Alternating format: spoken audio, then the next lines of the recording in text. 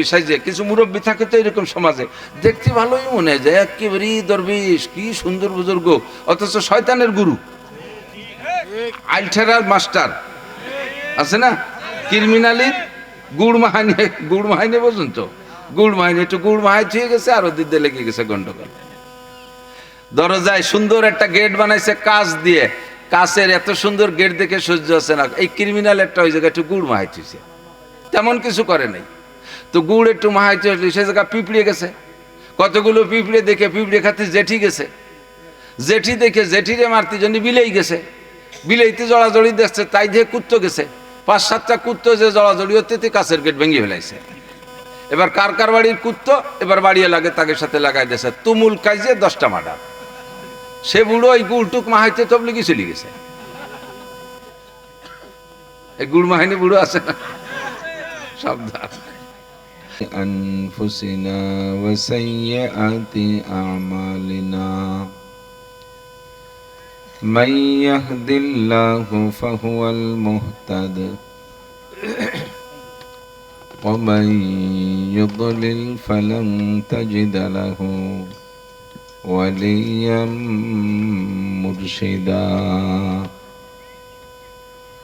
ونشهد أن لا إله إلا الله وحده لا شريك له ونشهد أن سيدنا وسندنا وحبيبنا وطبيبنا وطبيب قلوبنا ومولانا محمدا عبد الله ورسوله صلى الله تعالى عليه وعلى آله وأصحابه وبارك وسلم تسليما كثيرا. أما بعد فأعوذ بالله من الشيطان الرجيم. بسم الله الرحمن الرحيم. وأذن في الناس بالحج يأتوك رجالا وعلى كل ضامر يأتين من كل فج عميق. ثم قال الله تعالى: وإذ ابتلى إبراهيم ربه بكلمات فأتمهن قال إني جاعلك للناس إماما قال ومن ذريتي قال لا ينال عهد الظالمين.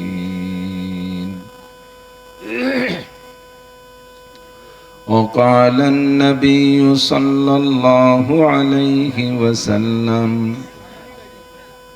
بني الإسلام على 5: شهادة أن لا إله إلا الله وأن محمدا عبده ورسوله وإقام الصلاة وإيتاء الزكاة والحج وصوم رمضان.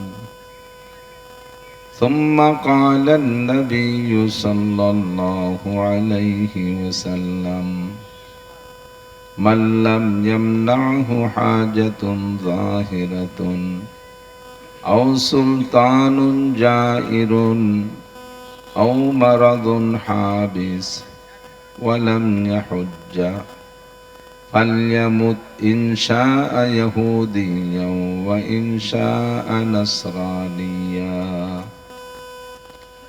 أو كما قال عليه الصلاة والسلام. سبحانك لا علم لنا إلا ما علمتنا إنك أنت العليم الحكيم. رب اشرح لي صدري ويسر لي أمري واحلل عقدة من لساني يفقه قولي رب زدني علما اللهم أرنا الحق حقا وارزقنا اتباعه وأرنا الباطل باطلا وارزقنا اجتنابه সকলে বলি আমিন। একটু দুরূদ শরীফ পড়ি। আল্লাহুম্মা সাল্লি আলা মুহাম্মাদিন ওয়া আলা আলি মুহাম্মাদ কামা সাল্লাইতা আলা ইব্রাহিম ওয়া আলা আলি ইব্রাহিম ইন্নাকা হামিদুম মাজিদ। اللهم بارك على محمد وعلى آل محمد كما باركت على إبراهيم وعلى آل إبراهيم إنك حميد مجيد।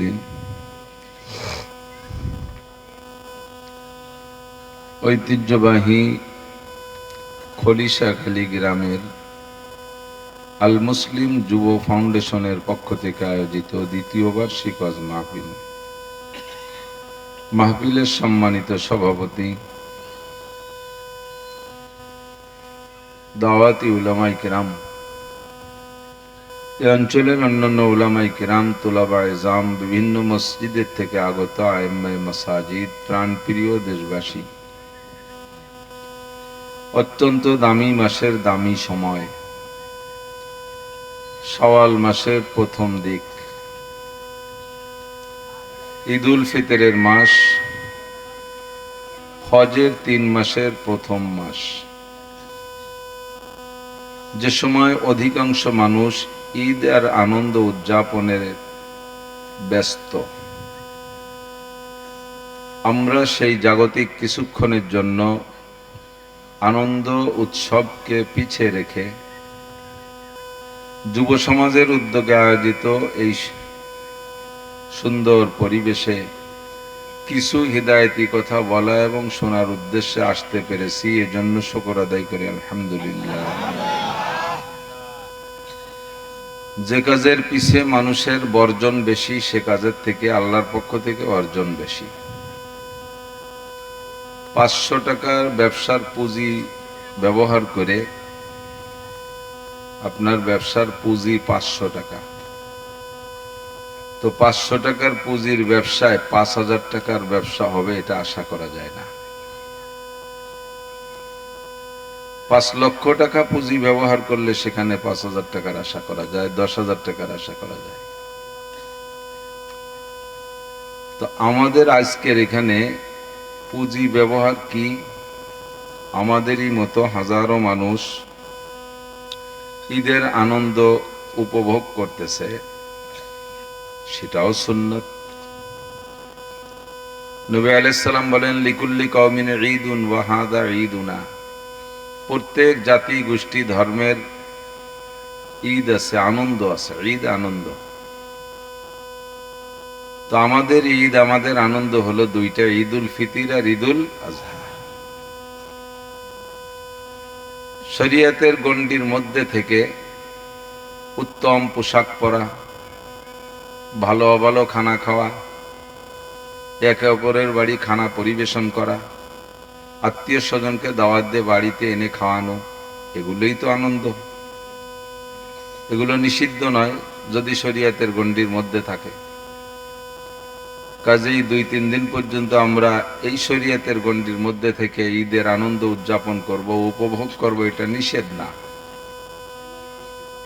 কিন্তু দুঃখের বিষয় হলো দুনিয়ায় মুসলমানের ঈদ নাকি হিন্দুদের পূজা, এটাই বোঝা বড় কঠিন হয়ে গেছে। পার্থক্য নাই,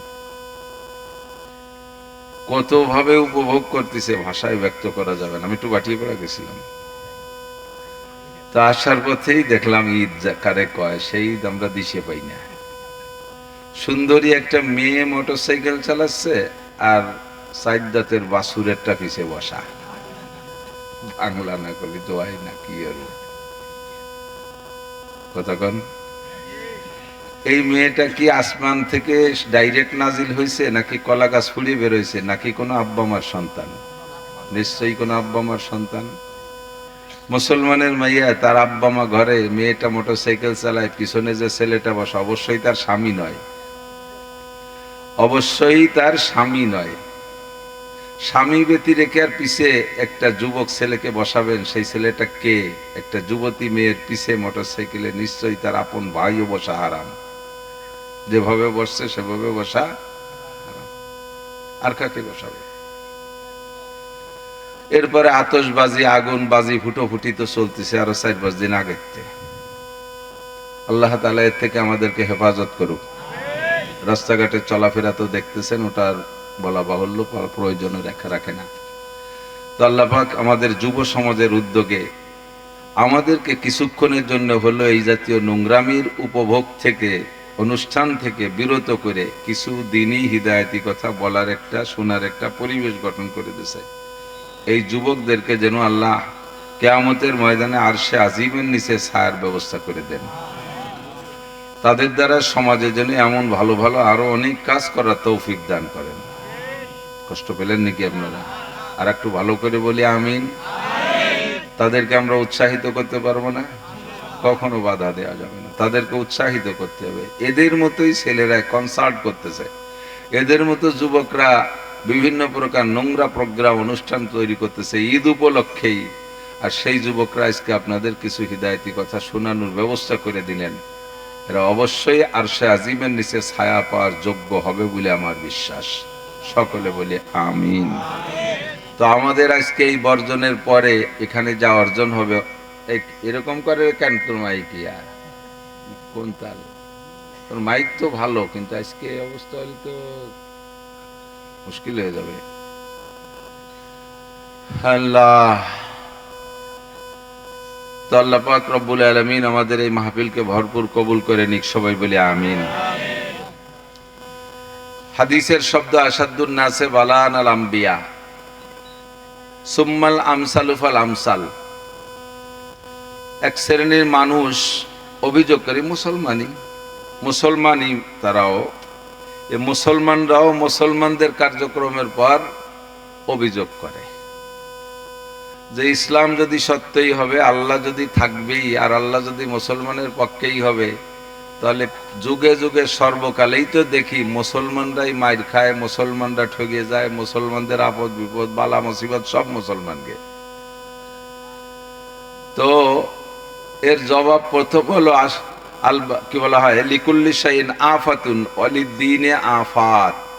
প্রত্যেকটা জিনিসের পিছনে কিছু আপদ বিপদ আছে। মৌসুমী ফসল ইরিধান লাগাইছেন, এখন সব দেশের ক্ষেতে ধানগুলো ঘাস পাইকা সুন্দরভাবে ঘরে আসবে, আনতে পারবেন, এর মধ্যে সন্দেহ আছে না নাই? এই ধানের উপরে আপদ বিপদ বালা মুসিবত আছে না নাই? এই যে আমাদের দেশে এখন আমে ছোট ছোট গুটি চলে আসছে, এবছর আমের গুটির ভাব ভালো দেখা যাচ্ছে। কোন বছর আম বউল হওয়ার পরেতে, মুকুল হওয়ার পরের থেকে তারপর কত আপদ বিপদ। যদি কায়দা মতো কুয়াশা কয়দিন পরে, তালিয়া আর থাকলো না, বইলার গুটি হলো না। এই কুয়াশার বিপদ আছে না নাই? এই কুয়াশার সাথে লড়াপিটা করে যে কয়টা টেকে, তারপর আসে আবার রোদ খরার একটা ঝাপটা। দীর্ঘদিন পর্যন্ত বৃষ্টি না হইলে আমের গুটি দাঁড়ায় না। এরপরে রোদ খরাকে উপেক্ষা করে যা কয়টা টেকে, তার পিছনে রয়েছে আবার ঝড় বৃষ্টির আঘাত। ঝড়ের সাথে মোকাবেলা করে যে কয়টা টেকে, তারপর রয়েছে এবার শিলির গাই। শিলির গাইগুতো খাইয়ে লাস্টে যে কয়টা টেকে, তার পিছনে রয়েছে পোলাপানের স্যাঙ্গা। স্যাঙ্গা চেনেন নাকি? ইটেল আর স্যাঙ্গা। এই ইটেল স্যাঙ্গা সঙ্গ খাইয়ে লাস্টে যে কয়টা টেকে, মোটামুটি একটু পাকলি টাকলি আইটলি বেটলি তা বাড়িয়ে আনি। আমাদের মধুমতি নদীর উপার আর ইপার একটা আজীব পার্থক্য। উপাইরে আমের ভিতরে এই ঝামেলা নাই, আমাদের ইপাইরে আম গাছেতে পাড়িয়ে নিয়ে থবেন, কোনো জায়গা ফুটো ফাটা নাই, কি সুন্দর তেল তেলে। আবার কাটিয়ে দেখবেন যে ভিতরে ইঞ্জিনিয়ার বসে রয়েছে, আছে না নাই?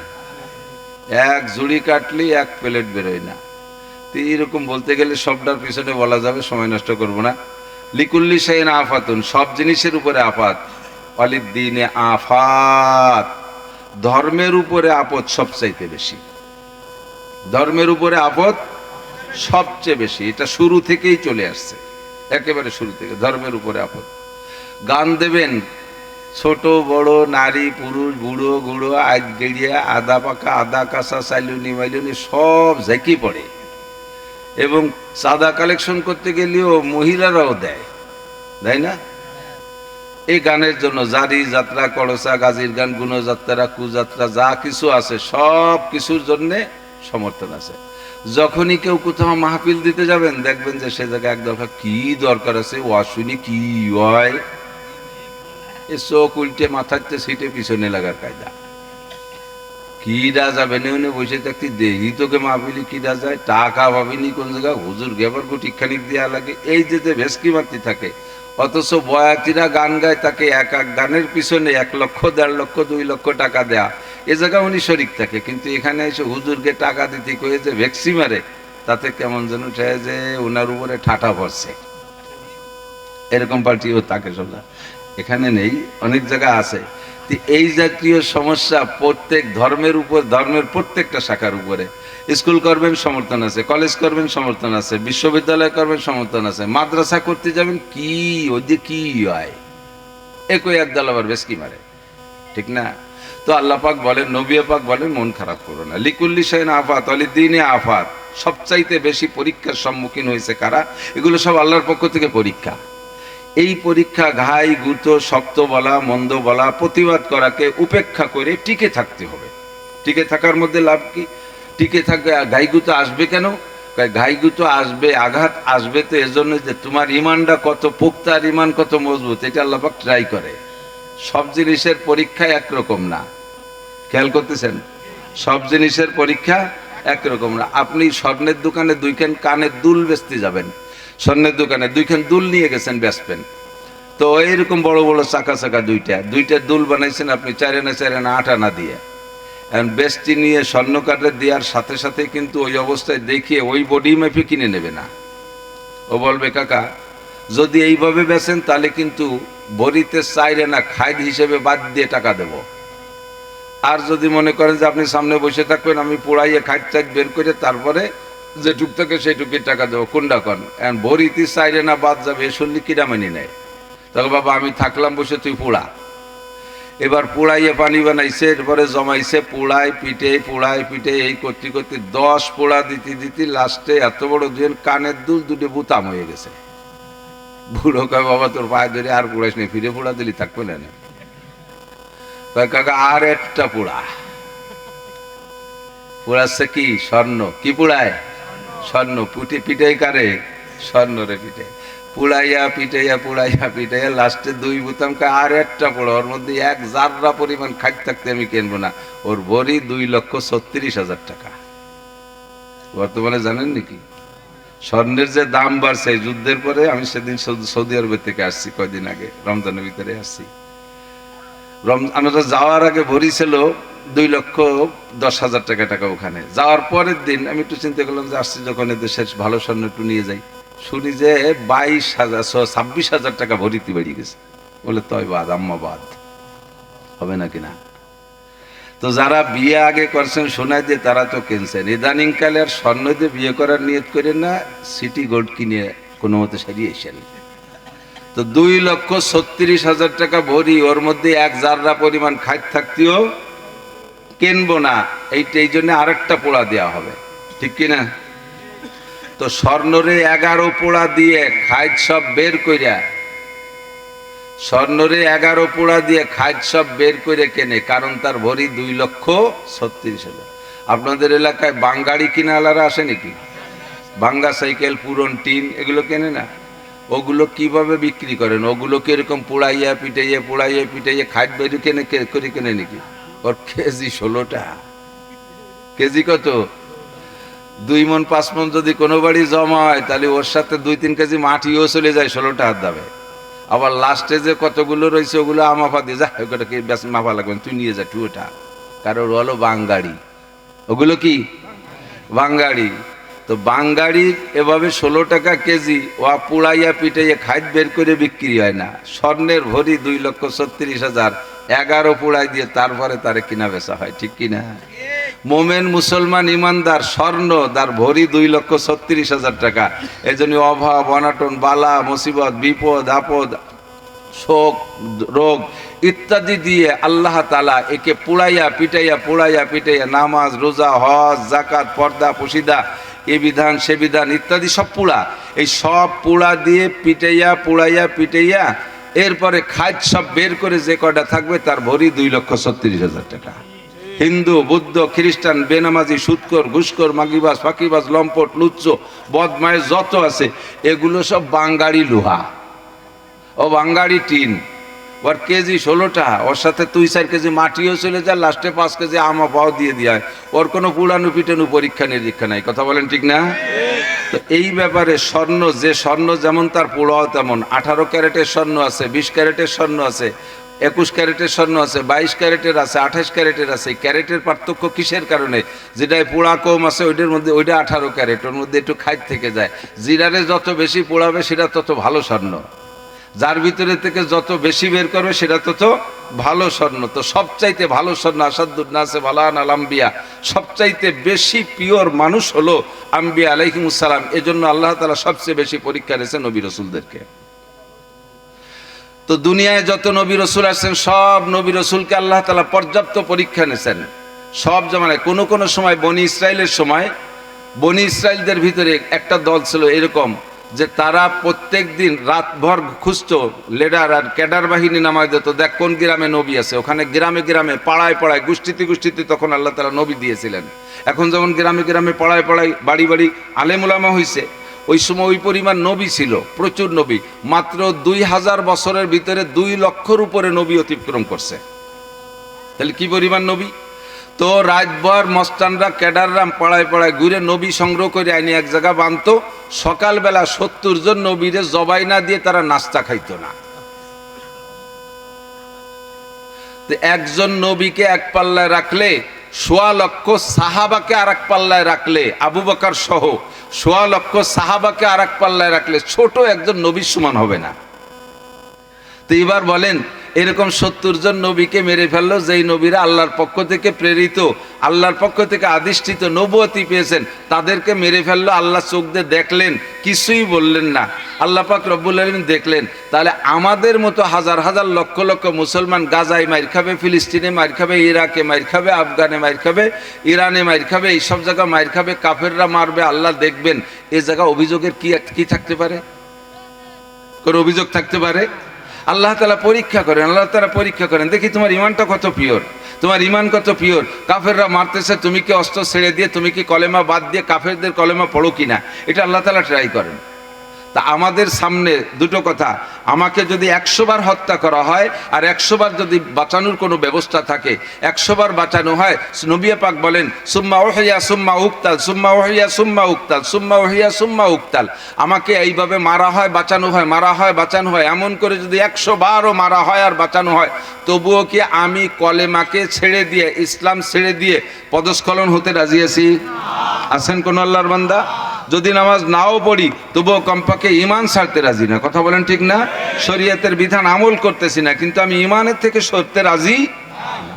নারী আর পুরুষ আমাকে এখানে ঈমানের ব্যাপারে বড় মজবুত থাকতে হবে। যদি আমাকে এর এগেনস্টে বলা হয় যে সারা পৃথিবীর মহাসচিব বানাই দেওয়া হবে তোমাকে, তুমি একবার বলো মুহাম্মদ নবী না, তুমি একবার বলো আল্লাহ বলতে কিছু নাই, তুমি একবার বলো কোরআন এটা ভুয়া, তুমি বলো হাদিস বলতে কিছুই নাই, তথা ইসলাম বলতে কিছুই না, এই কথাটা একবার বলবা, এই কথাটা বলার পরে তোমাকে জাতিসংঘের মহাসচিব বানাই দেওয়া হবে, এই মহাসচিব হতে কেউ রাজি আছি? আমরা রাজি নাই। হযরত ইব্রাহিম আলাইহিস সালাতু ওয়াস সালাম যত নবীদেরকে আল্লাহ তাআলা পরীক্ষা করেছেন, সব নবীদের মধ্যে আমাদের নবী, তার আগে ঈসা আলাইহিস সালাম, তার আগে দাউদ আলাইহিস সালাম, তার আগে সুলাইমান আলাইহিস সালাম, তার আগে দাউদ আলাইহিস সালাম, তারপরে তার আগে মুসা আলাইহিস সালাতু ওয়াস সালাম, তার আগে ইব্রাহিম আলাইহিস সালাম, এভাবে সিরিয়াল আছে। মাঝে মাঝে আরো নবী রাসূলরা, বড় কয়জনের নাম বলছি। তো আদম আলাইহিস সালাম থেকে নিয়ে ইব্রাহিম আলাইহিস সালাম পর্যন্ত যত নবী রাসূল এসেছেন, তন্মধ্যে সবচাইতে বেশি পরীক্ষার সম্মুখীন হয়েছেন ইব্রাহিম আলাইহিস সালাম। একটানা 30টা পরীক্ষা। আর 30টা পরীক্ষার ভিতরে দুইটা পরীক্ষার কথা আমি বলি। একটা হলো অগ্নি পরীক্ষা, শুনছেন না? ইব্রাহিম আলাইহিস সালাম আগুনে ফেলাইছে। অগ্নি পরীক্ষা নামে একটা প্রবাদ, একটা পরিভাষা আমাদের মাঝে প্রসিদ্ধ আছে, কিন্তু আমরা কেউ কি এখনো অগ্নি পরীক্ষার সম্মুখীন হয়েছি? হয়তো বড় কোনো বিপদে পড়েছি, আর সেই বিপদ থেকে উদ্ধারের পরে নিজেরা বলি এটা অগ্নি পরীক্ষার সম্মুখীন হয়েছিলাম। মূলত আসল অগ্নি পরীক্ষার সম্মুখীন হযরত ইব্রাহিম আলাইহিস সালাম। নমরুদ ইব্রাহিম আলাইহিস সালামকে আগুনে ফেলানোর জন্য বাবুল শহরে যত কাফের ছিল, নমরুদ তো খোদাই দাবি করেছেন, সবাই তার বান্দা, হুকুম করছে যে তোমরা সাবালেক যারা আছো, সাবালেক থেকে নিয়ে যারা হাঁটা চলা করতে পারে বয়স্ক মানুষ, প্রত্যেকে এক এক দিন 1 মণ করে শালকাঠ অথবা লোহাকাঠ জমা দিবা। এইটা 1 মাস চলবে, 30 দিন পর্যন্ত লাকড়ি জমা করা হবে, তাতে যত বড় স্তূপ হয় এইটাকে আগুন জ্বালানো হবে, আর এই আগুনের মধ্যে ইব্রাহিমকে ফেলানো হবে। 1 মাস পর্যন্ত যে লাকড়ি জমা করছে 60,000 টন। একজন মানুষকে পোড়াতে কি এত কাঠ লাগে? একজন মানুষকে পোড়াইতে এত কাঠ লাগে না। কিন্তু এটা করলো কেন? ভয় দেখায়া ইব্রাহিমকে ওখান থেকে ফিরে আনা উদ্দেশ্য। 60,000 টন লাকড়ি জমা। আমরা একসাথে নামাজ পড়বো ইনশাআল্লাহ, 8:30টায় নামাজ হবে এখানে। রাজি আছেন না ইনশাআল্লাহ? আজকে একটা দিনের জন্য আমরা সে নিচ্ছি সময়টা, ঠিক আছে? পাশের মসজিদ আল্লাহর আজান দিয়ে টাইম মতো পড়তেছে, পড়ুক, আমরা এখানে পড়বো ইনশাআল্লাহ, বড় জামাতে পড়বো। তো 60,000 টন লাকড়ি স্তূপ করে শাল কাটার লোহা কাঠ, এই নর্মাল কোনো কাঠ আনতে দেনে, কারণ লাকড়ি যত শক্ত হয় আগুন তত পাওয়ারওয়ালা হয়, ঠিক না? শক্ত কাঠের আগুন আর পাটখড়ির আগুন একরকম না। তো 60,000 টন লাকড়ি জমা করে 1 সপ্তাহ পর্যন্ত তেল মারছে। 1 সপ্তাহ পর্যন্ত চতুর্দিক দিয়ে বড় বড় ফুঙ্কার দিয়া হুয়াইয়া আগুন জ্বালাইছে। 1 মাইলের উপরে আগুনের শিখা উঠে গেছে, ভিতরে জাহান্নামের আগুনের মতো এরকম পাক খাচ্ছে। তেল মারা আগুন তো কালো ধুমা ধুমা, লাল জায়গায় লাল, জায়গায় কালো, জায়গায় সবুজ, জায়গায় নীল। বিশাল চড়ক একটা বান্ধে চড়কের মাথায় ইব্রাহিম আলাইহিস সালাম রে বাঁধছে, কারণ ওই আগুনে তো কাছে যে ফেলানো সম্ভব না। কিচ্ছা মোটামুটি জানেন, আমি একটু মাথায় মাথায় বলছি। তো এবার এই চড়করে ঘুরাইয়া নিয়ে ওর মধ্যে ফেলাবে। বান্দার পরে ইব্রাহিম আলাইহিস সালামকে নমরুদ প্রস্তাব দিয়েছে, বাবা তোমার বাপ কিন্তু আমার সংসদের স্বরাষ্ট্রমন্ত্রী, ইব্রাহিম আলাইহিস সালামের আব্বা আজর কিন্তু স্বরাষ্ট্রমন্ত্রী। তুমি এখনো বলো তোমার বাপের খাতিরে ছেড়ে দেবো, তুমি শুধু একটুক সুযোগ নাও যে আমাকে 1টা বছরের সুযোগ দেন, আমি ভেবে দেখি আমার আল্লাহকে আল্লাহ বলবো নাকি আপনাকে খুদা বলবো, এ ব্যাপারে আমি একটু ভেবে দেখি, চিন্তা করার সুযোগ দেন। তুমি যদি 1 বছরের সময় চাও তাহলে সময় দেওয়া হবে, এই আগুন আমি নিভিয়ে দেবো অন্যভাবে, এর মধ্যে তোমার ফেলানো হবে না। চড়কের মাথায় বান্দা ইব্রাহিম আলাইহিস সালাম বলতেছে, এই জায়গা তো ভাবা চিন্তার কিছু নেই, তোমারে খোদা বলবো না, আর আমার আল্লাহই আল্লাহ, এ জায়গা ভাবার জন্য আমার বছর লাগবে না, আমি এখনই ভেবে ফেলতে পারি। তা বলো কি বলবা? কয় যে লা ইলাহা ইল্লাল্লাহ ইব্রাহিম খলিলুল্লাহ, বলি না সুবহানাল্লাহ। আমানতু বিল্লাহ, আমি ঈমান এনেছি আল্লাহর পরে, তোর ভিতরে আমার খোদার কোনো গুণাগুণ নাই, আমার আল্লাহর যে ক্ষমতার, যে পাওয়ার, যে শক্তি, তার কিচ্ছু তোর মধ্যে নাই, তোকে আমি কি বলে খোদা বলবো? নমরুদ কয় যে তাই কও যে তোমার আল্লাহর কি কি গুণ আছে? ইব্রাহিম আলাইহিস সালাম কয় ইন্নাল্লাহ ইউহয়ী ওয়া ইউমীত, আমার আল্লাহর তো অসংখ্য গুণ, তাহলে তো দুটিয়ে কই, তুই যদি তোর ভিতরে যদি এই দুটির একটাও থাকে তাহলে আমি সিদ্ধান্ত পাল্টাই দেবো। কয় বলো তোমার আল্লাহর কি কি গুণ? আমার আল্লাহ ইউহয়ী ওয়া ইউমীত, আমার আল্লাহ মারেও বাঁচায়ও এ ক্ষমতা কার? মরারে বাঁচাইতে পারে কে? বাঁচাটারে মারতেও পারে আল্লাহ, ঠিক না? আমরা এই কথা বিশ্বাস তো। আমার আল্লাহ মারেও বাঁচায়। নমরুদকে ওয়ানা উহয়ী ওয়া উমীত, কুরআন শরীফের আয়াত, ওয়ানা উহয়ী ওয়া উমীত, আরে ও তো আমিও পারি, বাঁচাতে মারতে আমিও পারি। ইব্রাহিম আলাইহিস সালামকে ওরে আল্লাহ কোন দামড়ার পালায় পড়ছি, ও বাঁচা মারা কি কয়, এই দায়িত্বও পারে। তো ইব্রাহিম আলাইহিস সালাম তা ঠিক আছে, তুমি মারিয়ে বাঁচায় দেখাও। তো নমরুদ এবার অর্ডার দিয়েছে, যাও জেলখানা, জেলারকে বলছে 2টা আসামি নিয়ে আসবা, যেই 2টা আসামি সম্পর্কে কোর্টে থেকে রায় হয়ে গেছে, বিচারকের রায় হয়ে গেছে। কি রায়? একটা সম্পর্কে আগামীকাল ফাঁসি, আর একটা সম্পর্কে আগামীকাল বেকসুর খালাস, এই 2টা আসামি নিয়ে আসো। তুমি যাইয়া 2টা আসামি নিয়ে আসছে, একটাকে আগামীকাল বেলা 10টায় ফাঁসি দিতে হবে, আর একটাকে আগামীকাল 10টায় বেকসুর খালাস করে দিতে হবে, এই 2টা আসামি নিয়ে আসছে। তো ইব্রাহিম আলাইহিস সালামকে দেখাইছে, বলতেছে দেখো এইটাকে মেরে দিতে হবে, এর অর্ডার হয়ে গেছে, তাহলে এর মারা হবে, এ মরবে, আর একে বেকসুর খালাস করে দিতে বেঁচে যাবে, তাই তো? বলে জি।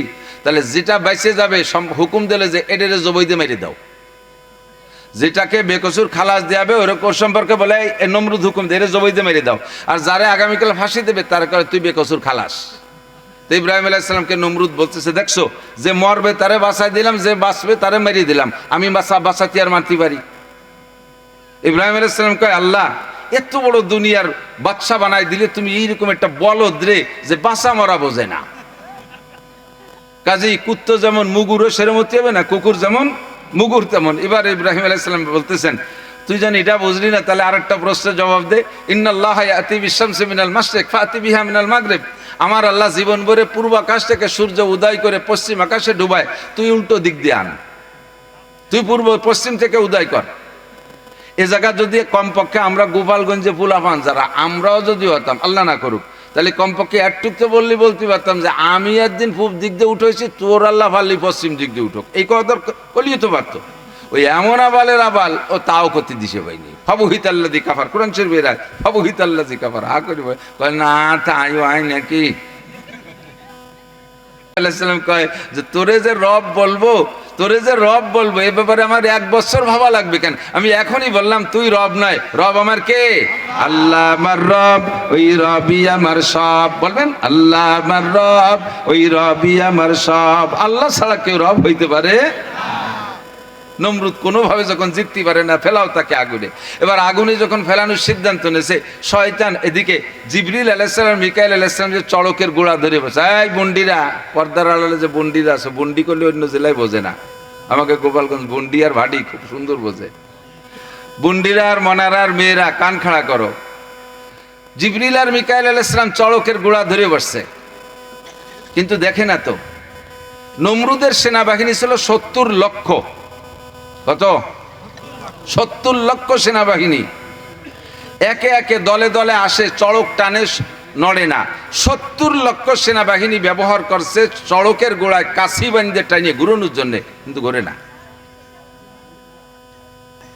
এখন এই যে ঘোরে না, যে এটা ঘোরে না কেন, কার কারণে ঘোরে না, এটা তো নমরুদের বোঝার কায়দা নাই।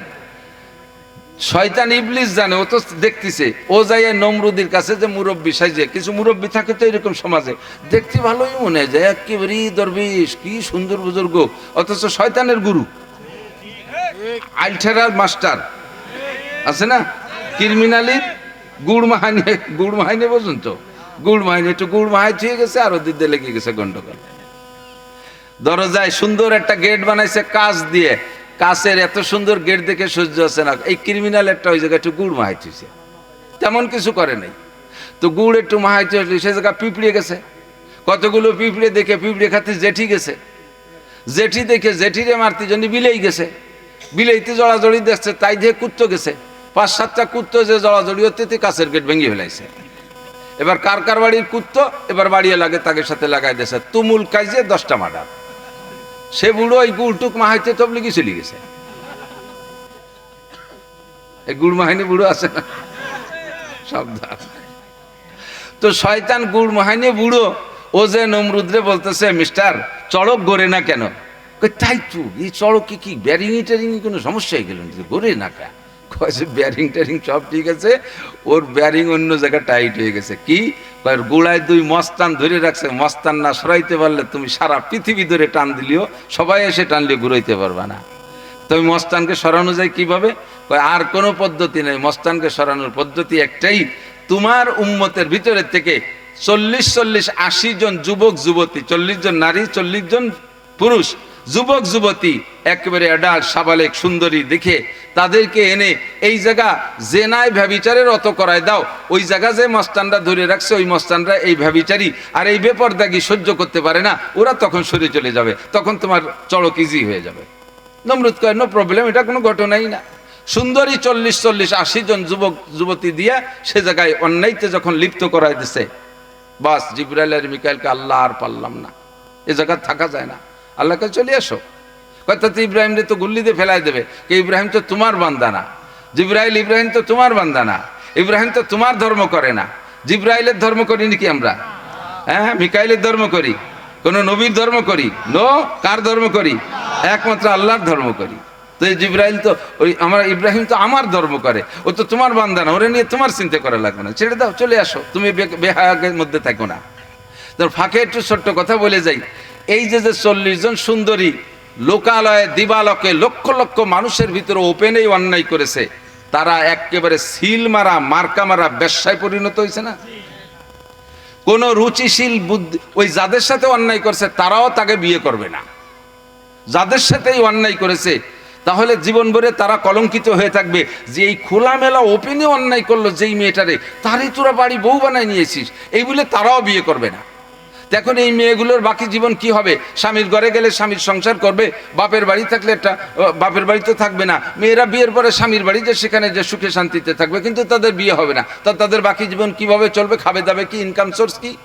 নমরুদের পক্ষ থেকে এই মেয়েদের কপালে, যে কথাটা বলবো বলে নিয়ে আসছে, এদিকে একটু সরিয়ে আসলাম, নমরুদের পক্ষ থেকে এই 40 জন সুন্দরী মেয়ের কপালে তাদের হাতে এক একটা টোকেন দিয়ে দিয়েছে। নমরুদ তো কার্ড দিত, রিলিফে মাল দিত, এই কার্ড নিয়ে যারা আসতো তাদেরকে দিত। এই 40 জন সুন্দরী মেয়েকে স্বর্ণের টিপ দিয়েছে, টোকেন দিয়েছে, এই টোকেনগুলো তোমরা কপালে লাগাইয়া আসবা, লক্ষ লক্ষ মানুষের মধ্যে আমি চিনতে পারবো যে তোমরা সেই ইন্টারন্যাশনাল বেশ্যা। তোমাদের জন্য একটু পার্সোনালিটি থাকবে, তোমরা আগ কাতারে মাল নিয়ে যেতে পারবা, তোমাদের জন্য ডবল রেশন। এই 40 জন বেশ্যা কপালে টিপ লাগায় সেখান থেকে ঘুরতো, সেই থেকে নিয়ে টিপের প্রচলন শুরু হয়েছে কিয়ামত পর্যন্ত। হাদিসে আসছে মান তাশাব্বাহা বিকওমিন ফাহুয়া মিনহুম, যার সাথে যার মিল হবে তার সাথে তার হাসর হবে। কোরআনে কারীমের ভিতরে আল্লাহ পাক বলেন ইয়া আইয়ুহাল্লাযীনা আমানু লা তাত্তাখিযুল ইয়াহুদা ওয়ান নাসারা আউলিয়া বা'দুহুম আউলিয়াউ বা'দ ওয়া মান ইয়াতাওয়াল্লাকুম মিনকুম ফাইন্নাহু মিনহুম ইন্নাল্লাহা লা ইয়াহদিল কওমাল কাফিরিন। ইহুদ নাসারা তোমাদের চিরশত্রু, তাদের সাথে যারা সম্পর্ক আর ভালোবাসা গড়বে কিয়ামতের ময়দানে এই ভালোবাসলেওয়ালাদেরকে ইহুদ নাসারাদের সাথে বিবেচনা করা হবে। অর্থাৎ যার সাথে যার মিল হবে তার সাথে তার হাসর হবে, যার সাথে যার মহাব্বত তার সাথে তার কিয়ামত। এটা তো প্রসিদ্ধ কথা। এই মেয়েগুলো এইভাবে ব্যবসা প্রসিদ্ধ হয়ে গেছে, আর সেখান থেকে টিপের প্রচলন আসছে কিয়ামত পর্যন্ত। বলো যে জাতি বলো না কেন, মহিলারা কপালে যদি টিপ লাগাও তোমাকে ধরে নিয়ে হবে নমরুদের ওই 40 জন ব্যবসাদের সাথে। কপালটা কার জন্য খাস? সিজদা হবে কার জন্য? মহিলা পুরুষ কাহারও কপালকে নষ্ট করবেন না, কপালে টিপ লাগাবেন না। দেখেন অমুসলমানরা কপালে টিপ লাগায়, অমুসলমান যারা আছে আশেপাশে আপনাদের আমাদের দেখা আছে জানা আছে, তারা লাগাচ্ছে, সেটা তাদের ব্যাপার। কিন্তু আমরা মুসলমান কপালটাকে খালি রাখবো কার জন্য? আল্লাহ। যখন বাস এখন 40 জনে অন্যায় করার কারণে জিব্রাইল মিকাইল ছেড়ে দিয়েছে, এবার চড়ক লুজ হয়ে গেছে, গুল্লি দিলি ঘুরবে। এর ভিতরে ওই বুড়ো শয়তান ওই সে গুড় মাহানিয়া আল্লাহ শাইখে নজদি, এর পরিচয় দিত শাইখে নজদি, নজদের শায়েক। ও যাই এবার নমরুদরে বলতেছে নমরুদ মহারাজ চড়ক তো ঢিল হইলো, ফেলাবা ইব্রাহিম রে আগুনের মধ্যে পড়বে, আগুনও খারাপ না, পুড়িয়েই যাবে, বেশিক্ষণ টেকবে না। ও জানে না যে ইব্রাহিম পড়বে না, ফেলালি তো পড়বে, এত বড় মহা আগুন। তো বলতেছে যে এবার ইব্রাহিম আলাইহিস সালামকে অপমান করার জন্য, আবার ইব্রাহিম আলাইহিস সালাম কি কোনো কলেজের প্রফেসর? কথা কয় না। কোন ইঞ্জিনিয়ার, ডাক্তার, বিজ্ঞানী, IA pass, MA pass, BCS pass, এ পাস ও পাস, কোনো পাস না, শুধুমাত্র নবী পাস, আসমানি কিতাব পাস। কি পাস? আসমানি কিতাব পাস, এলেম পাস, একজন আলেম, এক মুসলিম জাতির পিতা। একে অপমান করতে পারলে শয়তানের বড় আনন্দ লাগে। এমনি তো ফেলাবে, চড়ক লুজ হয়েছে, এখন যে পড়বে, কিন্তু ফেলানোর আগে অপমান করার জন্য নমরুদরে যায় শয়তানে বুদ্ধি দিচ্ছে, ইব্রাহিমের গায়ে যে জামা কাপড় আছে ও তো একজন জাদুকর, দেখো না ইব্রাহিম আলাইহিস সালাম জাদু দিয়ে কত কিছু করে ফেলায়। আজকে ওর গায়ে যে জামা আছে, জামার মধ্যে জাদু আছে, পোশাকের মধ্যে জাদু আছে, ওই পোশাক সহ আগুনের মধ্যে ফেললে তোমার আগুনে জীবনেরও পোড়াতে পারবে না। উদ্দেশ্য কি? ইব্রাহিম আলাইহিস সালামকে উলাঙ্গ করে ব্যবস্থা করে অপমান করবে। নমরুদ অর্ডার দিল, যাও ইব্রাহিমের গার জামা খোলো, পরনের পাজামা খোলো। বাস শুরু হয়ে গেছে, খোলার জন্য প্রস্তুতি। সঙ্গে সঙ্গে আল্লাহ তাআলা জিবরিল আলাইহিস সালামকে বলেন, জিবরাইল আমার ইব্রাহিমকে 1 সেকেন্ডের জন্য আমি ব্যবস্থা দেখতে চাই না। বলেন সুবহানাল্লাহ। আল্লাহ এত তাড়াতাড়ি আমি কিভাবে তো খুলিয়ে ফেললো, আমি তো রয়েছি না, দাঁড়িয়ে তো ছিলাম এত কোনো বন্ধু, আসিও তাই তুই এত তাড়াতাড়ি আমি জামা পরাবো কোন জায়গাতে? কয় যে তাও নর্মাল জামা না, দুনিয়ার কোনো পোশাক না, জান্নাতের পোশাক পরাইবা। আর ওই নমরুদের অভিশপ্ত কাঠের ভিতরে জন্য আমার ইব্রাহিম বসে না, জান্নাতের খাট বিছাই দেবা ভিতরে। ইব্রাহিম জিবরিল আলাইহিস সালাম বলেন, জীবনে যতবার আমার 600 ডানাকে ব্যবহার করেছি, আমার দুইটা ডানাকে একবার বাড়ি মারলে, দুইটা ডানাকে একবার বাড়ি মারলে 1 সেকেন্ডে 1,86,000 মাইল পথ যাই। এই দিন এই জান্নাতি জামা আর জান্নাতি খাট আনার জন্য আমি আমার 600 ডানা ব্যবহার করছি। একদিক দিয়ে জামা খুলবে আর একদিক দিয়ে পরাবো। আমি যে জান্নাতি জামা আর জান্নাতি খাট নিয়ে এসেছি, গায়ের থেকে জামা খোলে আর আমি জামা একদিক দিয়ে পরাই, পরনেরটা খোলে আর আমি আর একদিক দিয়ে পরাই। ওই দিক দিয়ে হাত বান্ধা, উনি তো ঠেকাতে পারতেছে না। তো গায়ের সব জামা খোলা হয়ে গেল, পরনের কাপড় খোলা হয়ে গেল। এবার ইব্রাহিম আলাইহিস সালামের শরম, লজ্জার অঙ্গ, শরীরের অঙ্গ প্রত্যঙ্গ দেখা যাবে না, কিন্তু তা দেখা যায় না। আর নমরুদ কয় যে কি এলি, কি দিয়ে কি খুললি, কি কয়টা জামা গায়ে দিয়েছে, তো খুললি তো কিছু দেয়া তো যায় না। এই দেখা যায় না যে পোশাকের কারণে, সেই পোশাক আসছে জান্নাত থেকে। বলেন সুবহানাল্লাহ। ফাঁকে বলে যাই, আপনি এমন একটা ঈমান দেন, এরকম একটা ঈমান আপনি দেন, আপনার এরকম একটা ঈমান আল্লাহকে দেন। এখনো সেই আল্লাহ আছে যে আল্লাহ তাআলা ইব্রাহিম আলাইহিস সালামকে একদিক দিয়ে কাপড় খোলে আর একদিক দিয়ে জান্নাতি পোশাক পরায়। ওই আল্লাহ তাআলা এখনো আছে না নাই? আপনি এমন ঈমান দেন, আল্লাহ আপনাকেও পরাইতে পারে, অবশ্যই পারে, বহুত প্রমাণ আছে। আল্লাহু আকবার। পোশাক সব খোলা শেষ, জান্নাতি পোশাক পরানো শেষ, তারপর দেন চড়কে গুল্লি দেন, গুল্লি দেশে যে মাঝখানে পড়ছে। এখন পড়ার পরে ইব্রাহিম আলাইহিস সালামের জন্য জিবরিল আলাইহিস সালাম সেই জান্নাতি খাটটা বিছাই দিয়েছে, খাটের উপরে বসছে। আগুন তো জ্বলতেই আছে, দূরিতে দেখে সবাই তাকবীর দিচ্ছে। আসমানের ফেরেশতারাও জানে পুড়িয়ে যাবে, জিনরা যারা মোমেন তারা জানে পুড়িয়ে যাবে, কাফেররাও জানে পুড়িয়ে যাবে। ইব্রাহিম পুড়িয়ে যাচ্ছে এই বলে কাফেররা আনন্দ করতেছে। ও যুবকরা, ছোটরা, আরেকটা কথা মনে রাখবা, এই দিন ইব্রাহিম আলাইহিস সালামকে আগুনে ফেলাইতে গেলে আনন্দে ওই কাফের যুবকরা, কাফের পোলাপানরা গুড়ি উড়াইছিল আকাশে, গুড়ি উড়াইয়া তার আনন্দ উদযাপন করেছিল ইব্রাহিম আলাইহিস সালামকে আগুনে ফেলানোর কারণে। মান তাশাব্বাহা বিকওমিন ফাহুয়া মিনহুম, যার সাথে যার মিল হবে তার সাথে তার হাসর হবে। তুমিও যদি এখন মুসলমানের সন্তান হইয়া গুড়ি উড়াইয়া আনন্দ উদযাপন করো, তাহলে নমরুদের ওই কাফেরদের সাথে তোমাকে জাহান্নামে যেতে হতে পারে। মুসলমান ঢাকা শহরে গেলে এই ঘুড়ি উড়ানোর করে প্রত্যেকের বিল্ডিং এর উপরে ঘুড়ি আছে। আমি এই কাজ করব না। আরে ভাই, কতটাই তো আছে, এক রাতে তো সহবাস করা যাবে না। আজকে এই মাসটা আসছে হজের মাস, ইব্রাহিম আলাইহিস সালামের কথা সামনে রয়েছে বিধায় দুটো কথা এসে গেল। পরীক্ষার সম্মুখীন এরকম বড়রা সবচেয়ে বেশি হয়েছে। তো আগুনের ভিতরে পড়ে আছে ইব্রাহিম আলাইহিস সালাম, তো পাশে খাটে কোনায় জিব্রাইল বসে, একা একা উনিও নাই। তো জিব্রাইল আলাইহিস সালাম ইব্রাহিম আলাইহিস সালামকে জিজ্ঞেস করছে, কষ্ট হচ্ছে না তো? আপনার কাছে জিজ্ঞেস করছেন ইব্রাহিম আলাইহিস সালামের কাছে ইব্রাহিম আলাইহিস সালাম কইছে আগুন কো?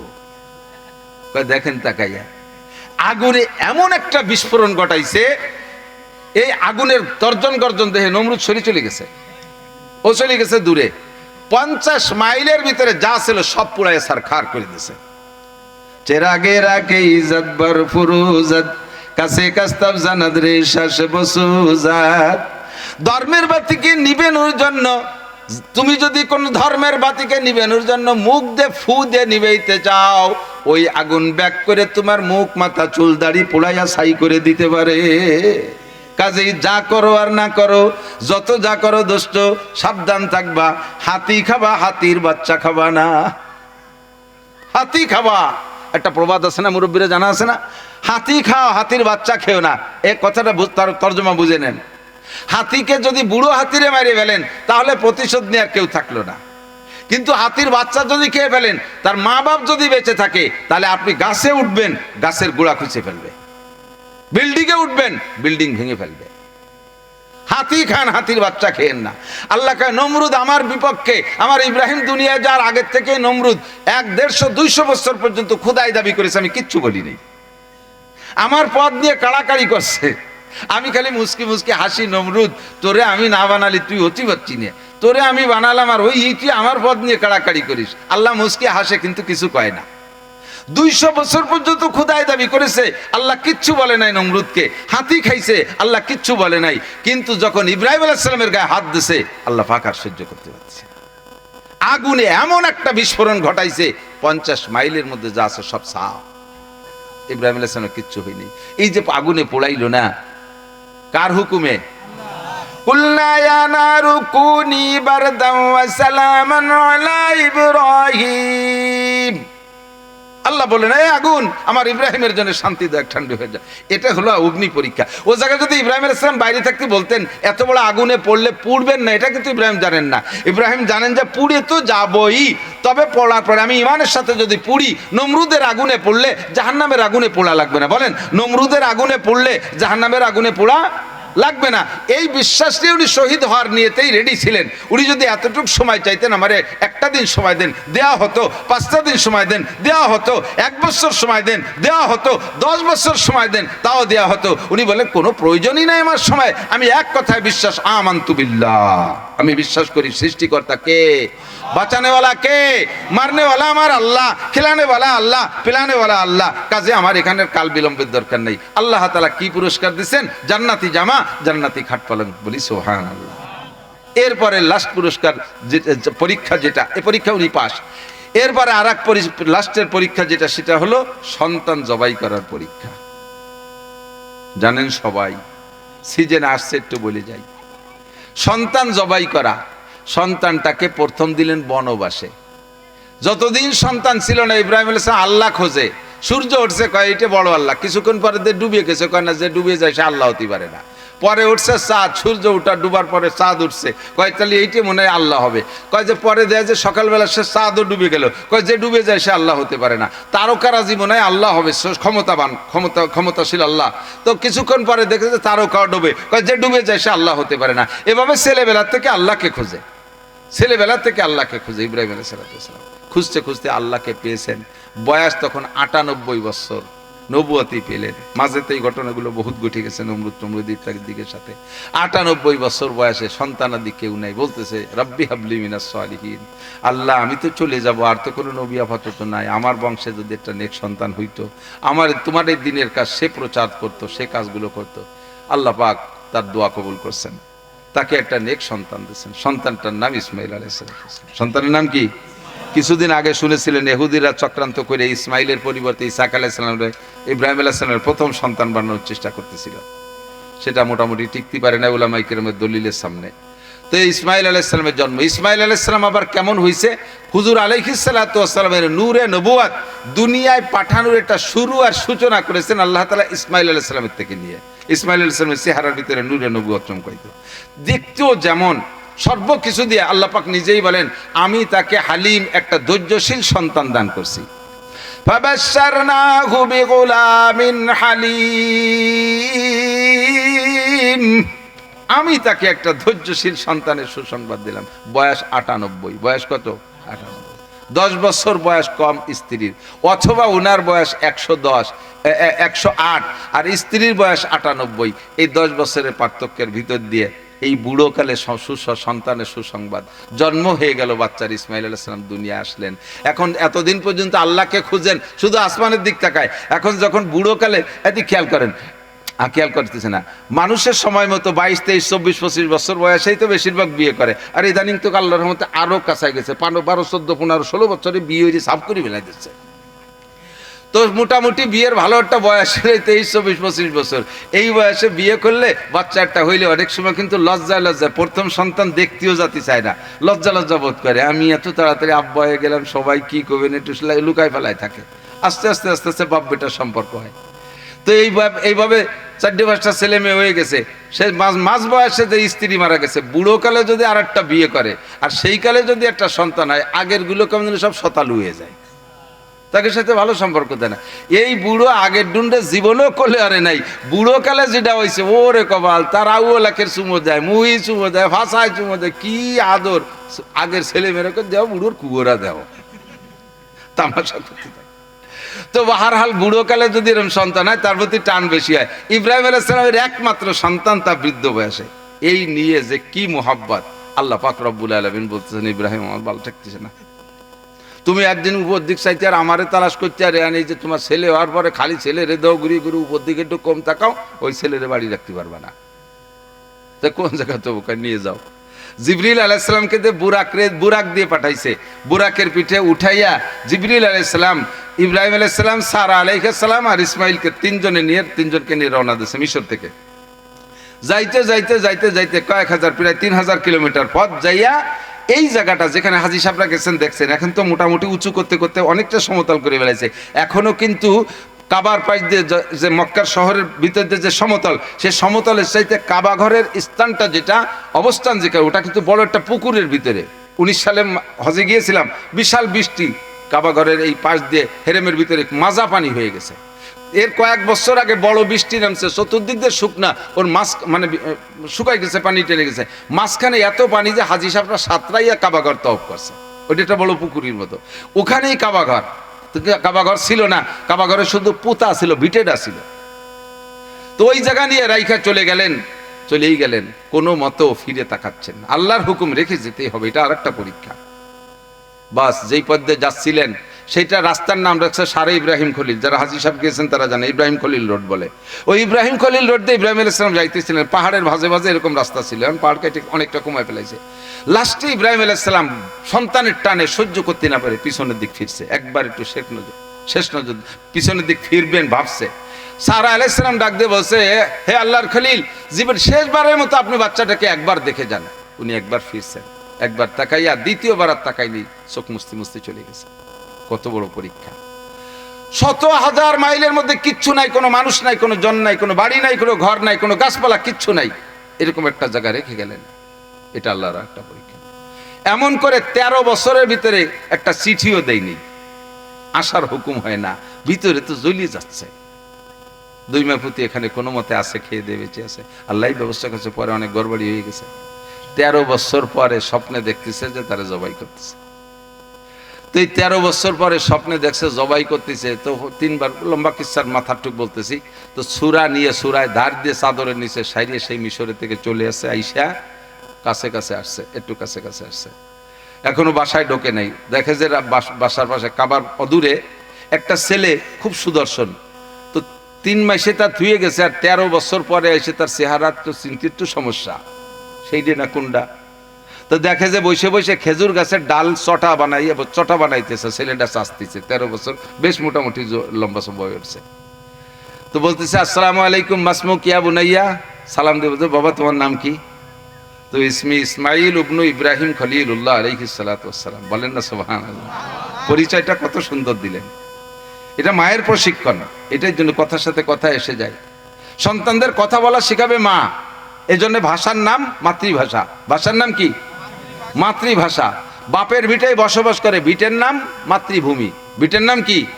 বাংলাদেশ আমাদের পিতৃভূমি কয় কেউ, বাংলাদেশ আমার বাংলা ভাষা, এটা মাতৃভাষা। এটা কি ভাষা? কারণ মানুষের ভাষা শেখে মায়ের থেকে, আদর্শ শিখবে মায়ের থেকে, ভাষা শিখবে মায়ের থেকে। মা কেমন করে শিখাইলেন? কেজি স্কুল নাই, কিন্ডারগার্টেন নাই, প্রাইমারি নাই, হাই স্কুল নাই, কলেজ নাই, মক্তব নাই, হেফজখানা নাই, মাদ্রাসা নাই, কোনো পড়াপড়ির ব্যবস্থা নাই। মা সেই ছোট শিশু বাচ্চাকে এমন করে আদর্শ শিক্ষা দিয়েছে। বাপ, তোমাকে যদি কেউ পরিচয় জিজ্ঞেস করে তাহলে তুমি পরিচয়টা কি বলবা? তুমি শুধু বলো আমি ইসমাইল, তাহলে তোমাকে কেউ চিনবে না। তোমার একটা পরিচয় আছে, তোমার আব্বা বড় বিশ্ববিখ্যাত একটা মানুষ, বাপের সাথে নাম মিলে বলবা আনা ইসমাইল ইবনে ইব্রাহিম খলিলুল্লাহ, আমি ইসমাইল, আমার আব্বার নাম ইব্রাহিম খলিলুল্লাহ। বলি সুবহানাল্লাহ। যখনই বলছে আমি অমকের বেটা অমক, বুকের সাথে জড়াতে, ইয়া বুনাইয়া আনা আবুকা ইব্রাহিম খলিলুল্লাহ, বাবা আমি তোমার সেই আব্বা ইব্রাহিম। এরপরে 2 বাপ বেটা জড়াজড়ি শুরু হয়ে গেছে। 2-4 দিন 10 দিন একটু এই প্রেম ভালোবাসা বিনিময় হবে না? এতদিন পর দেখা, রাত্রে একটু গলা জড়াই দিয়ে ঘুমাই থাকবে, 1-2টা রাত একটু এক বিছানায় থাকবে, একটু মক্কা মদিনার মক্কার ফাঁসতে একটু ঘুরবে ফিরবে, বিভিন্ন জায়গা একটু দর্শনীয় জায়গাগুলো দেখবে, কোনো কথা নাই। ওই গলা জড়াই ধরা অবস্থায় কানে কানে বলতেছে, ইয়া বুনাইয়া ইন্নী আরা ফিল মানাম আন্নী আযবাহুকা ফানজুর মাযা তারা। বাবা একটা স্বপ্নে দেখি আসছি। বলেন আব্বা কি স্বপ্ন? স্বপ্নে দেখি আমি তোমাকে জবাই করতেছি। খেয়াল করতেছেন? আমাদের সন্তানদের ফেলাই দিয়ে যদি 12-13 বছর ইন্ডিয়া যাইয়ে হিজরত করে থাকেন, আর 13 বছর পরে আইসে যদি কয় বাপ তোরে স্বপ্নে দেখছি যে জবাই করতেছি, ছেলেতে কি জবাব দেবে? কয় আমিও স্বপ্নে দেখছি তোর কুরবানি দিচ্ছি। এই 13টা বছর আমার আর আমার মার বেলায় লিখেছিস বেটা, এর মধ্যে খবর নিলি না, এখন চিঠি দিলি না, 2টি চা বাটালি না, এখন আসবি বড় বড় স্বপ্নে দেখে, আমি স্বপ্নে দেখি তোর জন্য 5 তলা দালান বানাইছি, আমি স্বপ্নে দেখি তোর জন্য 200 বিঘা, এই ভালো ভালো স্বপ্নে তুমি এসে জবই ওরা স্বপ্নে দেখে আয় তোরে জবই দাও। তা আমরা আমাদের ছেলেরা কইতো, কিন্তু ইসমাইল আলাইহিস সালাম কি বলেন? ক্বালা ইয়া আবাতি ফাআল মা তুমার সাতাজিদুনি ইনশাআল্লাহু মিনাস সাবিরিন। আল্লাহু আকবার। কয় আব্বা এই ব্যাপারে বেশি পরামর্শের দরকার নাই, নবীদের স্বপ্ন ওহী। ছেলে বলতেছে নবীদের স্বপ্ন ওহী, আমি আপনি যদি বেশি পরামর্শ করতে বসি, আমাদের উপর যে আর একটা উপদেশটা আছে, যেই উপদেশটা কিন্তু আপনার নমরুদরে উপদেশ দিয়েছিল, ও আছে না এখনো বেশি আছে না? আছে নাকি এখন? না মরে গেছে পথে? ইসরায়েলের বোমায় মরছে নাকি সে? ও 6.5 জীবন বুড়ি থাকবে। ওই মুরব্বী ঢুকে দুই বাপ বেটারে উল্টো বুদ্ধি দিয়ে অ্যাক্সিডেন্ট ঘটায় দিবে রে। কাজে আপনি যা স্বপ্নে দেখেছেন, সত্য দেখেছেন, কোনো সন্দেহ নাই। ইফআল মা যা তারা, স্বপ্নে যাহা দেখেছেন করে ফেলান, কোনো পরামর্শের দরকার নেই। মারেও বললেন না, মা মহিলা মানুষ, ওনার দিল নরম, শেষে কান্নাকাটি করবেন না, আপনি আবার উল্টে যেতে পারেন। কাজে কাজে আল্লাহর হুকুম পালন করে ফেলেন। বলেন তো কেসা বাপ আর কেসা বেটা, দুনিয়ায় এর চেয়ে বড় পরীক্ষা হতে পারে? আরে ভাই, এটাতে এত প্রিয় সন্তান, এত মহাব্বতের সন্তান, আপনার যে সন্তানটা অনাকাঙ্ক্ষিত, খেয়াল করেন, একটু খেয়াল করেন, অনাকাঙ্ক্ষিত সন্তান বোঝেন নাকি? বোঝেন নাই, টের পান না। অনাকাঙ্ক্ষিত মানে যে সন্তানটা আপনি নিতে চান নাই। সন্তান কতগুলো হয়ে গেছে, এখন ব্রেক করে দিয়েছেন, শেষটার নামও রেখে তুইছেন ইতি, মানে আজ দরকার নেই, শেষ লাইন দিয়ে ফেলেছে ইতি। এই ইতির পরে আবার ফিরে আবার বিসমিল্লাহ করে শুরু করছে, তাতে মাশাআল্লাহ ফিরে আবার দেখা যাচ্ছে গর্ভধারণ করা বাপ। এখন দুইজনের সিদ্ধান্ত এ রাখা যাবে না, কোনো মনে হয় এই বুড়োকালে লজ্জা শরম জামাই জন্য গেছে, ছেলে পেলে বলে না, কোনোভাবে তা নষ্ট করতে পারেন নাই। আল্লাহর মাল আল্লাহ দিয়েই দিয়েছে, এটা হলো অনাকাঙ্ক্ষিত সন্তান। আবার এটা দেখতে অতটা ভালো না, তাকায় উত্তর দিক, দেখে দক্ষিণ দিক, ঠ্যাং একখান ওড়ঙের মতো কুড়া, বগলে বাস বাজে আটা লাগে, মাথা সাইকেলের সিটির মতো তিনকুনা, পেটটা মোটা, গলা শূন্য, এইরকম বেডঙ্গা একটা অনাকাঙ্ক্ষিত সন্তান, এটাও কি আপনি জবাই দিতে পারবেন? আছেন কোন আব্বা? একটু বলেন, আছেন কোন আব্বা?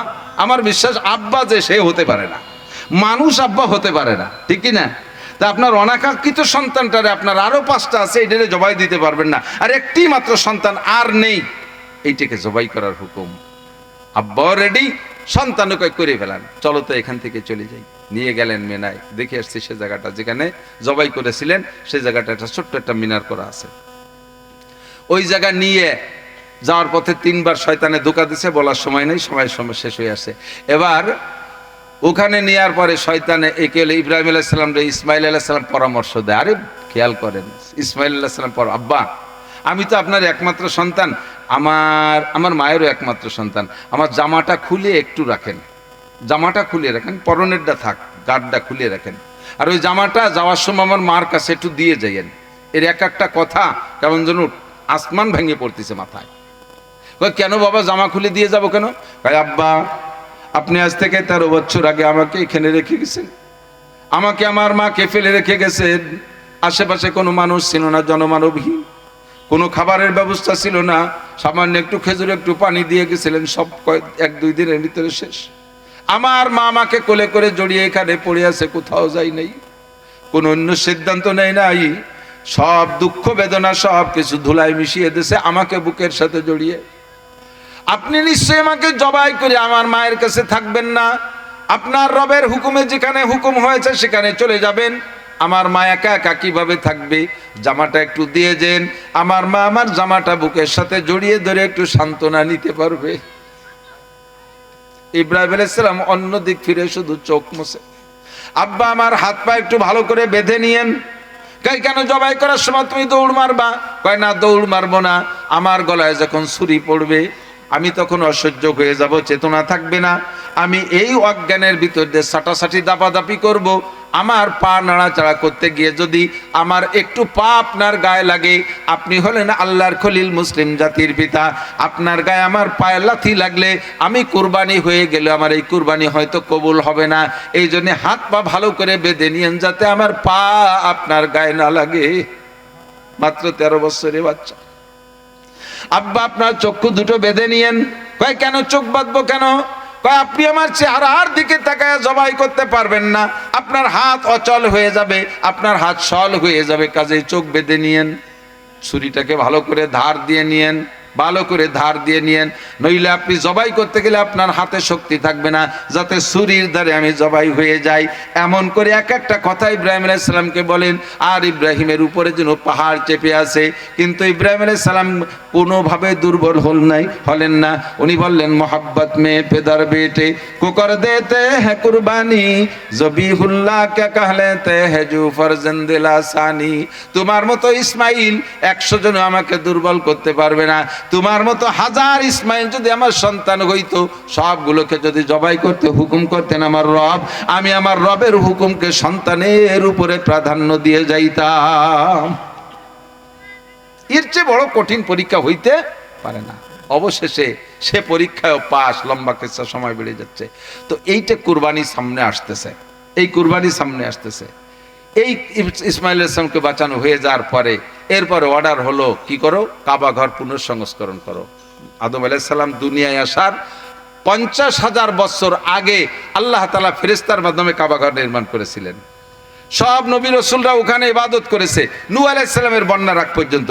বন্যায় যখন ভেঙে গেছে, আর কোনো নবী ওই কাবা ঘর তৈরি করে নাই। ইব্রাহিম আলাইহিস সালামকে হুকুম করছে, ইব্রাহিম আর ইসমাইল আলাইহিস সালাম দুই বাপ বেটা কাবা ঘর নির্মাণ করছেন। নির্মাণ করার পরেও এখন বলতেছে, আল্লাহ বানানোর হুকুম দেশে তাই বানাইছি, কবুল করবা কি করবা না তা তো জানি না, আর কবুল না করলে আমাদের দুই বাপ বেটার পরিশ্রম বৃথা যাবে। কাজে এবার দোয়া করে, আল্লাহু আকবার, রব্বানা তাকাব্বাল মিন্না ওয়া ইয ইয়ারফাউ ইব্রাহিমুল কওয়াইদা মিনাল বাইতি ওয়া ইসমাঈল রব্বানা তাকাব্বাল মিন্না ইন্নাকা আনতাস সামিউল আলিম ওয়া তুব আলাইনা ইন্নাকা আনতাত তাওয়াবুর রহিম। নামাজ আমার পড়ার হুকুম হইছে আল্লাহর পক্ষ থেকে, আমি নামাজ পড়ি, যদি কবুল না হয় কোনো দাম নাই। রোজা রাখার হুকুম রেখেছি আল্লাহর হুকুম, যদি কবুল না করে প্রতিদান কিচ্ছুই পাবো না। হজের হুকুম আসছে আল্লাহ থেকে, 10 লক্ষ খরচ করে হজ করে আসছি, যদি আল্লাহ কবুল না করে 1 পয়সার মুরদ নাই। মাহফিল করছি আমি দিনের জন্য, যদি এটা আল্লাহ কবুল না করে 1 পয়সার মুরদ নাই। মসজিদ মাদ্রাসা বানাই দিনের কাজ, যদি আল্লাহ কবুল না করে 1 পয়সারও ভ্যালু নাই। কাজেই প্রত্যেকটা নেক কাজের পরে দোয়া করবেন, আমার সাথে পড়বেন, রব্বানা, পড়বেন না, রব্বানা তাকাব্বাল মিন্না ইন্নাকা আনতাস সামিউল আলিম ওয়া তুব আলাইনা ইন্নাকা আনতাত তাওয়াবুর রহিম। কাবা ঘর যখন নির্মাণ হয়ে গেছে, এবার আল্লাহ পাক বলেন, ওয়া আযজিন ফিন নাসে বিল হজ। ও ইব্রাহিম, কিয়ামত পর্যন্ত মুসলমান নামাজ পড়বে, এক এক জাতি গোষ্ঠীর নামাজ এক এক রকম হবে। আখিরি নবী মুহাম্মদুর রাসূলুল্লাহর উম্মতের উপরে 5 ওয়াক্ত খামসু সালাওয়াতিন ইফতারাজাহুন্নাল্লাহ, আল্লাহ পাক 5 ওয়াক্ত নামাজ ফরজ করেছেন। একটু মুখে বলেন, নামাজ কয় ওয়াক্ত? আর একবার বলি, কয় ওয়াক্ত? মস্ক করাইলাম এজন্য, আহলে কোরআন নামে একটা ফিতনাবাজ দল আছে আমাদের ভিতরে। ফিতনার অনেক দল, এক দলের নাম শিয়া, আর এক দলের নাম কাদিয়ানি, আর এক দলের নাম হয়েছে হেজবুত তৌহিদ। চেনেন নাকি হেজবুত তৌহিদ? ইদানিং যুবকরা ফেসবুকে দেখছো, হেজবুত তৌহিদের পাঙ্কু সেলিম ইদিন নামাজ পড়াইছে। লিডারের নাম হলো পাঙ্কু সেলিম। কোরআন শরীফও শুদ্ধ করে ভর্তি করে, তুতিতে এনে খাইজনি বগলের সাইজের কুটি কুটি কাটা দাড়ি, নারী আর পুরুষ একসাথে মাঠে নিয়ে ময়দানে ঈদের নামাজ পড়াইছে। এরপরে মহিলাদের কাছে মাইক্রোফোন দিয়ে তাদের অভিব্যক্তি জানতে চাইছে, আপনি ঈদের নামাজ পড়ে কেমন লাগলো আপনার? মহিলা বলতেছে, জীবনে কোনোদিন আসতে পারেনি, আপনার ওসিলায় আসতে পারছি, মহা খুশি ঠেকতেছে। আমাকে আগের হুজুররা আসতে দেয় নাই, পুরুষের সাথে একটা ঠেলা ধাক্কা, একটা আনন্দ, আলাদা একটা আনন্দ, এইটা আমাদের খাইতে দেয়নি। এবার এসে খাইতে পেরে দিল্লি ঠান্ডা হয়ে গেছে। এই 6.5 গ্রুপের নাম হলো হেজবুত তৌহিদ। এরপরে আর একটা গ্রুপ বেরিয়েছে আহলে কোরআন। এই আহলে কোরআন বলে যদি আপনার কাছে পরিচয়, আমরা আহলে কোরআন, আপনি মুসলমান, অবশ্যই সাধারণ পাবলিক আহলে কোরআন নাম শুনলে আপনি দুর্বল হয়ে যাবেন। কাদিয়ানীদের নাম দেশে আহমাদি মুসলিম জামাত, এ শুনলে পাবলিক কে দুর্বল না হবে? যে আহমাদি আমার নবীর নাম, মুসলিম মুসলমানের নাম, তাহলে এই দলটা অবশ্যই সত্যি হবে আহমাদি মুসলিম জামাত। এই সুন্দর সুন্দর নাম দিয়ে ইসলামের মধ্যে ঢুকে ধোঁকাবাজি করার চেষ্টা করতেছে যারা, তার ভিতরে একটা দলের নাম হলো আহলে কোরআন। এরা কয় নামাজ 3 ওয়াক্ত, এরা কয় নামাজ 3 ওয়াক্ত। যদি কেউ কখনো এসে আপনাকে কোনোভাবে আহলে কোরআন পরিচয় দেয় নাই, নিজের কোনো সনদ সার্টিফিকেট দেখায় নাই, শুধু বলছে যে কোরআনে পেয়েছি নামাজ 3 ওয়াক্ত, আপনারা কেন 5 ওয়াক্ত পড়বেন? আকিমিস সালাতা তরাফাইন, দলিল দেয়, আকিমিস সালাতা তরাফাইন নাহারি ওয়া যুলাফাম মিনাল লাইল ইন্নাল হাসানাতি ইউযহিবনাস সাইয়্যাত। এই আয়াতের ভিতরে উনি কোরআন শরীফের ভিতরে নামাজ 3 ওয়াক্ত পেয়েছে। এই কথা বললেই আপনি নির্ঘাত বুঝে নেবেন ওইটা আহলে কোরআনের সদস্য, ওটা আরেকটা নতুন ফিতনাবাজ দল। কথা কোন বুঝতে পারবেন না? এই বুঝ নিয়ে ওরে বলবেন যে বাবা আমরা একদিন পূর্বপুরুষ ধরে 5 ওয়াক্ত পড়ে আসছি, আমাদের এলাকার ফুকরুর হুজুর মৌলানা নুরুল হক সাহেব, গহরডাঙ্গার চন্দ্রদিগেলের আব্দুল ওহাব সাহেব, তারপরে সুটপার খলিল সাহেব, গহরডাঙ্গার সদস্য সাহেব, আমাদের এলাকার যথেষ্ট উলামায়ে কেরাম আছে, সরসিনের হুজুররা আছে, ফুরপুরের হুজুর আছে, সবাই আমাকে সরমনের পিসাব 5 ওয়াক্ত নামাজের কথা কয়। তুই একা এসে নতুন 3 ওয়াক্ত ঠেলে উঠলি, চল যাই এর এক হুজুরির দ্বারে তুই আর আমি একসাথে যাই, দেখবেন জীবনেও কোনোদিন আমার কাছে আসবে না, ওরা কোনোদিনও আনতে পারবেন না। তারাবির নামাজ 8 রেকাত, এই দাওয়াত আপনাদের কাছে দেয় একদল, দেশে না আছে না দাওয়াত, এই 8 রেকাত তারাবির নামাজের দাওয়াত আপনারে দেয়, আমারে দেয় না। খেয়াল করছেন? স্কুল কলেজ ইউনিভার্সিটি ছেলেরা 8 রেকাতের দাওয়াত দেয়, পাবলিকরা 8 রেকাতের দাওয়াত দেয়, মহিলাদের 8 রেকাতের দাওয়াত দেয়। আপনারা এই জায়গা ওর সাথে ঝগড়া করে পারবেন না, কারণ ও যেহেতু দাওয়াত দিতে আসছে, ও প্রিপারেশন নিয়েই আসছে, ও সেভাবে হাতিয়ার তৈরি করেছে, ওর সাথে ঝগড়া করে আপনি পারবেন না। আপনি সংক্ষেপে একটা কথা বলবেন, বাবা আমরা এই এলাকার মানুষ, নাসির সাহেব মৌলানা নাসির আমাদের দেশের ছেলে হলেও আমরা কিন্তু তারও শুনি। তো উনি যদি মাঠে এসে বলে দেয় যে তারাবি 8 রেকাত, তাহলে তোর এই বাড়ি বাড়ি ভেরিয়ারা লাগবে না। উনি এক মাঠে বলে দিলে হাজার হাজার মানুষ তোর দলে চলে যাবে। কাজে তুই এই গুসুর গুসুর কোনাখানায় দিয়ে শিবা সবার মধ্যে না ডুয়ে চল, হুজুর বাড়ি আছে, হুজুরই কাছে যাই, কবে যে চলেন যাই, মাঝপথে যে কয় আপনি দাঁড়ান আমি একটু আসতেছি, পায়খানার নাম কয়ে পিছন দিয়ে পলাইছিল, জীবনে কোনদিন আমার দ্বারা যাবে না। ঈদের নামাজে তকবির 6টা না 12টা, এইগুলি এই রমজানে চলছে আর এক পাগলামি। ঈদ মুবারক বলা জায়েজ নাই, ঈদ উপলক্ষে নতুন কাপড় কিনা জায়েজ নাই, ঈদ উপলক্ষে নতুন কাপড় কিনা জায়েজ নাই, ঈদ উপলক্ষে খাওয়া খাই জায়েজ নাই, এগুলো সব বেদাত। এই কি যে কবন বুঝে উঠতে পারতেছি না। এই সমস্ত ফালতু গ্রুপ আপনাদের আমাদের মধ্যে আইসা দাওয়াত দিতে দেবে বিভিন্নভাবে, এদের দাওয়াত আপনারা দাওয়াত তো খাবেনই না, বরঞ্চ জবাব আপনি দিতে গেলে হেরে যাবেন। যখনই হেরে যাবেন তখন তারটা আপনার ভালো লাগা শুরু হবে। কাজেই আপনাকে দায়িত্ব দিলাম, একটু মেহেরবানি করে এই নতুন কেউ কিছু বলতে আসলে এটা আমাদের কাছে নিয়ে আসবে, আমরা অনেক দূর না। এবং বরঞ্চ আমি বর্তমানে আপনাদের কাশিয়ানির ভিতরে মোটামুটি সেটেল হওয়ার মতো ব্যাটি বেড়া জমি রাখছি, ওখানে মাদ্রাসা টাদ্রাসা ঘর বাড়িটা করি ফেলবানি, দাঁড়ে দাঁড়ে পাইয়ে যাবেন। বাইটি বেড়ার মোড়ে ওয়াজের সিজনে কমপক্ষে সপ্তাহের 5 দিন আমার রাতে 1-2টার সময় হাসানের চার দোকানে পাওয়া যায়, একটু নিয়ে এসেন। কয়ে যে চল যাই, হাসানের চার দোকানে হুজুর আছে, রাত 2টার সময় তোর সাথে বুঝাই দেই, হুজুর একটু তুই বুঝাই দে, হুজুর যদি কয়ে দেয় তাহলে আমরা 8 রেকাত না আরো কম ভর্তি করি তাও করবো, দরকারি মুঠেই করবো না, জীবনও আসবে না, কোনোদিনও আসবে না। তো নামাজ কয় রেখাত কয় ওয়াক্ত? আল্লাহ পাক বললেন ইব্রাহিম সারা দুনিয়ায় আখিরি নবীর উম্মত 5 ওয়াক্ত নামাজ পড়বে, পড়তে ওক্তে ওক্তে আজান হবে। বুনিয়াল ইসলাম আলা 50, ইসলামের ভিত্তি 5টা, শাহাদাতি আল্লাহ ইলাহা ইল্লাল্লাহ, 1 নম্বরে কলেমায়ে শাহাদাত, 2 নম্বরে ইকামিস সালাত 5 ওয়াক্ত নামাজ, 3 নম্বরে ইতাই যাকাত, মাল হইলে যাকাত দেওয়া, 4 নম্বরে ওয়াসল হজ, হজ করা, 5 নম্বরে ওয়াসমি রমাদান, রমজান মাসে রোজা রাখা। সারা দুনিয়ার মানুষ 5 ওয়াক্ত নামাজ পড়বে, তার জন্য আজান দেবে, কিন্তু হজ ও ইসলামের একটা ভিত্তি, এর জন্য আজান হবে না। এর আজানটা তুমি ইব্রাহিম দিয়ে দাও, আযিন ফিন্নাস, কাবা ঘরের পাশে দাঁড়ায় তুমি আজান দাও। ইব্রাহিম আলাইহিস সালাম হজের আজান মানে হজের আহ্বান, তোমরা হজে আসো। ইব্রাহিম বললেন আল্লাহ আমার এই আজান কত দূর যাবে, কে শুনবে? আল্লাহকে বলবা তুমি, পৌঁছাই দেব আমি, আজান দেবা তুমি, লাউড স্পিকার লাগবে না, মাইক লাগবে না, টেলিফোন লাগবে না, সব কিছু ইথারের মাধ্যমে পৌঁছায়। এই ইথারের মালিক জোরে বলেন কে? আমি পৌঁছাই দেব। ওই সময় দুনিয়ায় যত মানুষ ছিল, ইব্রাহিম ইসলাম হজের দাওয়াত দিলেন, ওই সময় দুনিয়ায় যত মানুষ ছিল সমস্ত মানুষ ইব্রাহিম আলাইহিস সালামের হজের আজান শুনেছিলেন। এমনকি রূহের জগতে ছিলাম আমরা রূহের জগতে ছিলাম, সেই সময় আমাদের কানেও পৌঁছে গিয়েছিল, কিন্তু মনে নাই।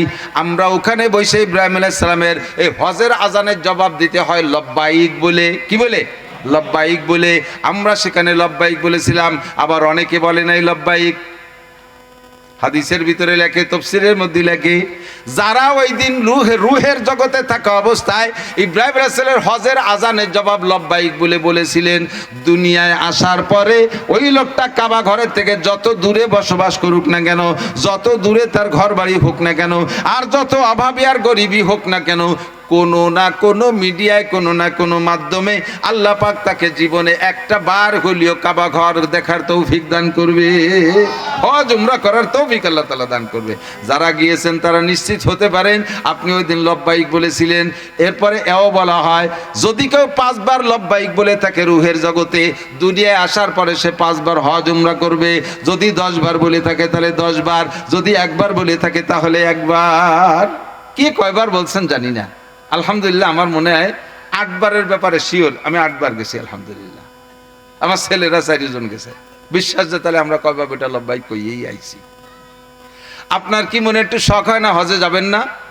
যাওয়ার শখ হয় নাকি উড়াকান্দি? হজে যাবেন না?